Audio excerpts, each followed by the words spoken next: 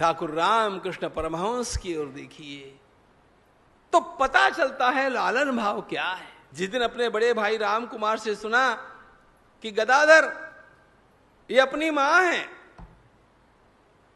दक्षिणेश्वर की वो काली माता, उसकी ओर देख करके जैसे ही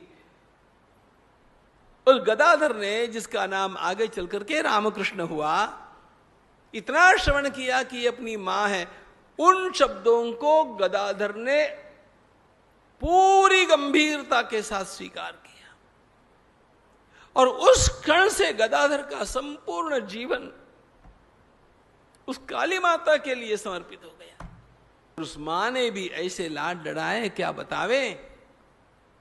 जो जो ठाकुर ने चाहा, मां ने उसकी तैयारी उसके चाहने से पहले ही करके रख दी। 40 वर्षों तक वेदांत की साधना हिमालय की कंदराओं में करने वाले तोतापुरी महाराज जब घाट पर इस युवक को देखते हैं तो उनको लगता है कि ये युवक कुछ विशेष है, इसको वेदांत पढ़ाना चाहिए। तोतापुरी जी ने पूछा, ए बालक, मुझसे वेदांत पढ़ोगे? ठाकुर ने कहा, एकदम भोलेपन में कहा,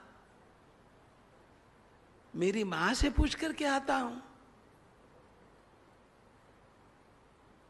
तो तोतापुरी ने कहा, जाओ पूछो।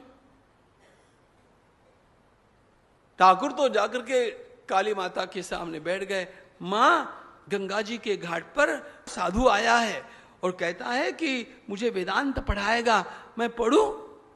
काली माता ने कहा, अरे तुम्हारे लिए उसको हिमालय की कंदराओं से निकाल करके मैं यहां पर लाई हूं, उससे पढ़ लो, तुम्हें आगे बहुत काम आएगा। ठाकुर उठ करके घाट पर आए और तोतापुरी जी से कहा, पढ़ाइए पढ़ाइए, आपको पता है क्या, मेरी मां आपको हिमालय से निकाल करके यहां पर लाई है, मेरे लिए लाई है। ये तोतापुरी ने कहा, ये क्या पागलपन की बात करता है बच्चा। तो ठाकुर ने कहा, हां मेरी मां ने मुझे अभी बोला,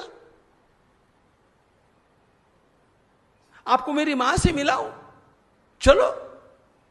तोतापुरी को लेकर के ठाकुर जाते हैं दक्षिणेश्वर के उस मंदिर में काली माता के सामने। तोतापुरी भी वहां से जब विदा हुए तब जगदम्बा को प्रणाम करके विदा हुए कि ये मूर्ति सत्य है, ये जगन माता है। शिष्य के व्यवहार से, शिष्य के साधना के बल से गुरु में परिवर्तन आ गया।